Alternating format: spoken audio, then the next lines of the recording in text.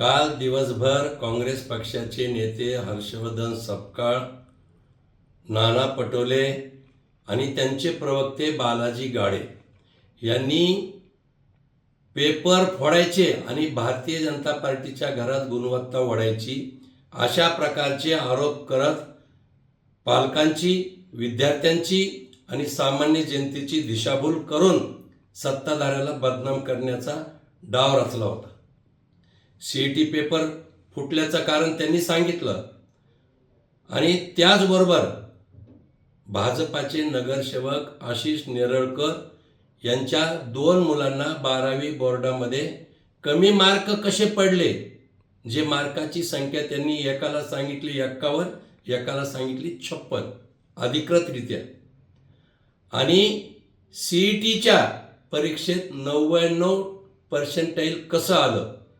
मला वाटतं खोटं बोलण्याची हद्द असते, नीचपणाचा कळस आहे.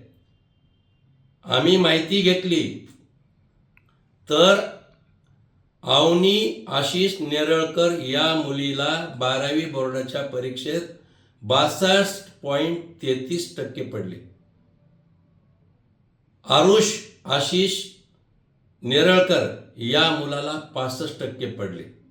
आणि हे की 12वीची परीक्षा देताना बोर्ड ही थिअरी परीक्षा असते, ऑफलाईन परीक्षा होते, आणि सीईटीची परीक्षा मानवविरहित संगणकीय होत असते. कमी जास्त तिथं करता येत नसतं. पण मला त्यांना एक विचारायचे की तुमच्याही मुलांनी 12वीची परीक्षा दिली असेल, 10वीची दिली असेल, मुलांचा फोकस हा बोर्डाच्या परीक्षेपेक्षा सीईटी परीक्षेवर असतो, आणि म्हणून कठोर मेहनत केली नेरळकरच्या मुलांनी आणि त्यांना पडलं 99% सीईटीमध्ये. तुम्ही काल त्यांनी आरोप केला मुलांचे नावं घेऊन, काय वाटलं हो त्यांना? मानसिक छळ केला त्यांचा, बदनामी केली नेरळकर कुटुंबाची.